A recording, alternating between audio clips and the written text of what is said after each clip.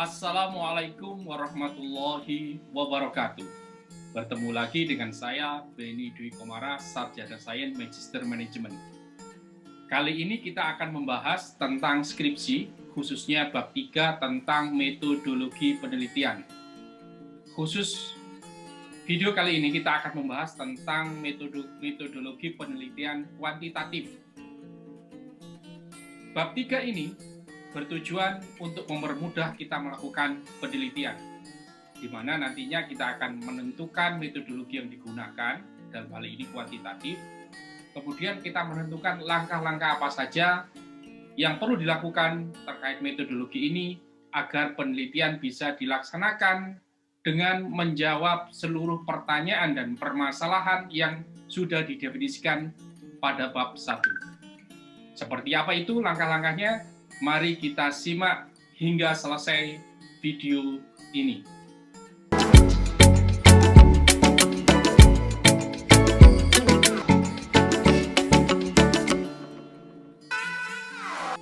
Baik, kita mulai. Kita akan membahas cara cerdas cepat menyelesaikan bab 3 metodologi penelitian kuantitatif.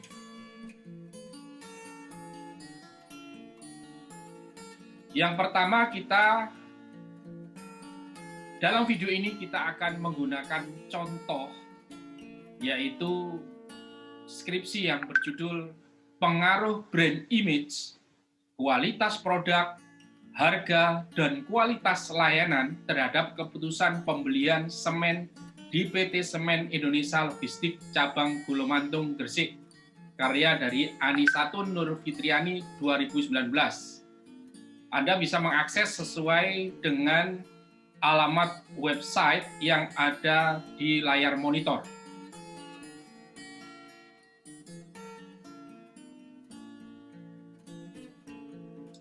Seperti kita ketahui, judul itu adalah menjawab pertanyaan what atau apa penelitian yang akan kita lakukan. Kemudian pada bab 1 itu menjawab why, mengapa penelitian itu dilakukan.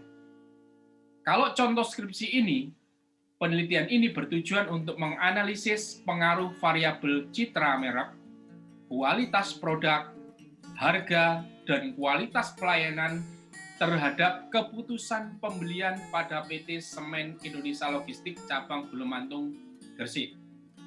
Sedangkan bab 3 yang kita bahas pada video kali ini adalah menjawab how atau bagaimana penelitian ini dilakukan agar pertanyaan yang ada di bab 1 tentang tujuan dan permasalahan itu bisa terjawab atau bisa terselesaikan.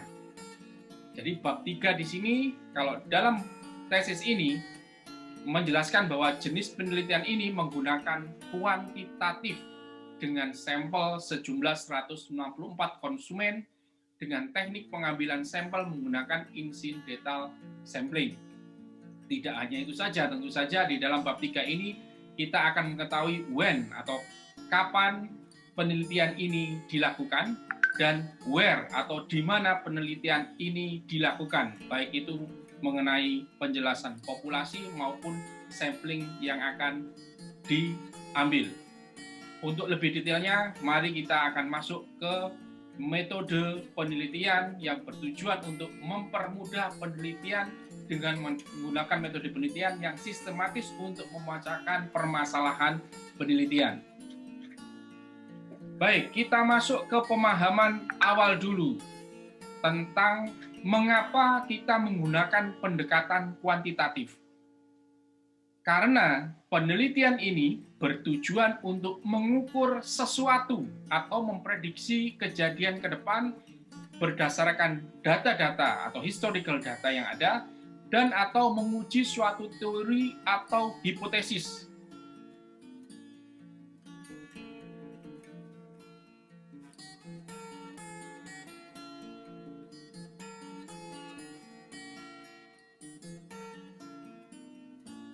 Pada skripsi yang kita ambil adalah mencoba untuk menguji hipotesis, yaitu pengaruh X1, X2 yang tadi ada brand, ada kualitas layanan terhadap keputusan membeli.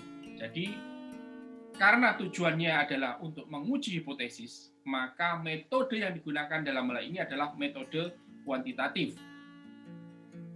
Sedangkan apabila penelitian kita bertujuan untuk memahami suatu konsep yang lebih dalam, baik konsep, ide, pemikiran, pengalaman, dan makna sesuatu, maka yang paling tepat kita menggunakan metodologi adalah kualitatif.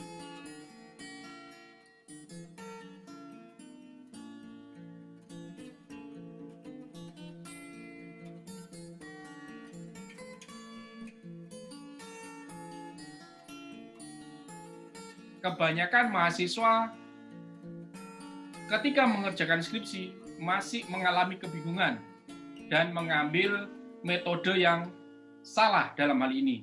Misalkan ada mahasiswa yang bertujuan untuk menguji hipotesis, tapi dia menggunakan metodologi penelitiannya adalah kualitatif. Itu tidak cocok. Atau sebaliknya, ada orang yang ingin melakukan penelitian lebih mendalam tentang sesuatu perusahaan, tapi dia menggunakan metodenya adalah kuantitatif yang bertujuan untuk menguji suatu teori. Jadi ini juga tidak tepat. Jadi pemilihan di awal apakah itu metode kualitatif atau kuantitatif harus benar, karena akan berefek pada metodologi atau langkah-langkah penelitian yang akan kita pilih, karena dua metode ini sangat berbeda. Untuk lebih detailnya silakan buka ke video saya sebelumnya tentang kualitatif dan kuantitatif, apa itu perbedaannya masing-masing. Outline penelitian kuantitatif adalah seperti dalam layar monitor. Pada bab 3 metode penelitiannya berisi yang pertama pendekatan penelitian, kemudian populasi dan sampel, kemudian yang ketiga adalah jenis dan sumber data, yang keempat membahas tentang pengambilan data, teknik pengambilan data, yang kelima membahas tentang definisi operasional dan pengukuran variabel, dan yang keenam adalah teknik analisis data. Bab 4, bab 5, dan bagian penutup akan kita bahas pada video selanjutnya. Baik, kita akan bahas masing-masing outline tersebut. Yang pertama adalah pendekatan penelitian. Ini merupakan cara berpikir yang diadopsi peneliti tentang bagaimana desain riset dibuat dan bagaimana penelitian akan dilakukan. Penjelasan yang akan disampaikan di sini merupakan penjelasan dalam konteks penelitian sosial. Jadi saya terangkan di sebelumnya tadi, pendekatan ini pada skripsi yang saya ambil contohnya adalah pendekatan menggunakan kuantitatif. Oke.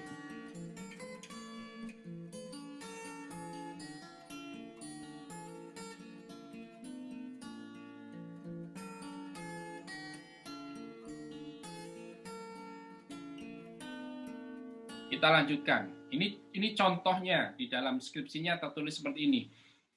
Pendekatan penelitian menggunakan penelitian kuantitatif. Metode yang data penelitian berupa angka-angka dan analisis menggunakan data statistik. Seperti itu. Ini contohnya. Saya tidak akan baca detail. Kemudian poin yang kedua adalah populasi dan sampel. Kita harus tentukan populasi dan sampel pada setiap skripsi yang akan kita buat dengan metode kuantitatif.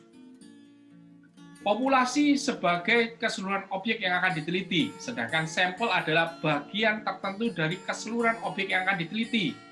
Dengan demikian, perumpamaan apabila diumpamakan dengan kue, maka populasi adalah kue besar utuhnya, sedangkan irisan kuenya adalah sampelnya. Apabila kita melakukan penelitian keseluruhan populasi, maka itu disebut sebagai sensus studi. Tapi apabila kita meneliti hanya menggunakan sampelnya saja atau bagian kecil dari populasi tersebut, maka kita sebut itu sebagai sample study.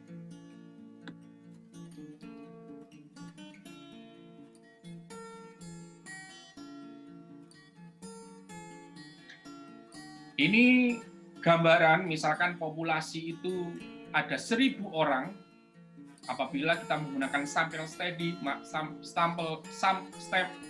study, maka kita hanya cukup mengambil misalkan 100 orang saja untuk diteliti.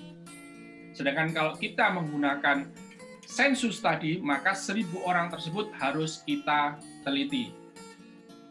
Kita lanjutkan. Bentuk pengambilan sampel itu terbagi menjadi dua.